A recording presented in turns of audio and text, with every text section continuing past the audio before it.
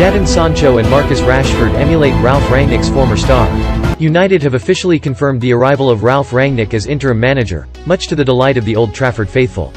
The most significant area of anticipation is how Rangnick will set up the team, and this is where United's forwards could take inspiration from Werner. Werner and Rangnick spent time working together at RB Leipzig as the Chelsea forwards game stemmed from what many would consider a Rangnick style of play.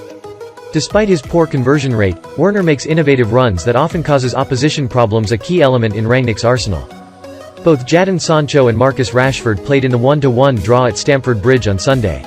Although the pair had a respectable performance, there are slight tweaks that Rangnick will almost certainly make in their performances.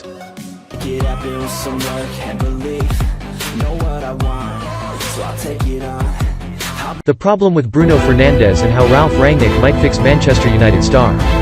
For all the focus on Manchester United's Portuguese star that didn't start the game against Chelsea, more fascinating may be the Portuguese star that didn't finish.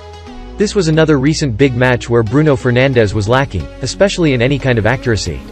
Much was made during the week of his record of assists in the Champions League, but it stands out all the more because his statistics in the Premier League have so dropped off. Fernandes has gone from a rate of a goal every 2 games in domestic competition to none in his last 9, with just 3 assists in that spell. It's obviously not just about the figures, either, nor a perceived lack of connection with Cristiano Ronaldo. The performance against Chelsea seemed to encapsulate everything about his game of late. Although he was admittedly out of his best position, he mostly made moves worse. Fernandes too often tried an overly ambitious ball when something more calculated was required. It regularly removed any sense of rhythm or craft from United's play. One of his only memorable contributions, bar the clearance that led to Jorginho's header, was a speculative shot from distance in the first half. Made to encapsulate everything about his game of late. There were some exasperated looks from teammates. Fernandes isn't slow to complain at others himself, of course. That and some of his more outlandish attempts weren't a problem when he was producing. It's all a bit different when he is wasting attacks. That is one of the offsets of Fernandes's game.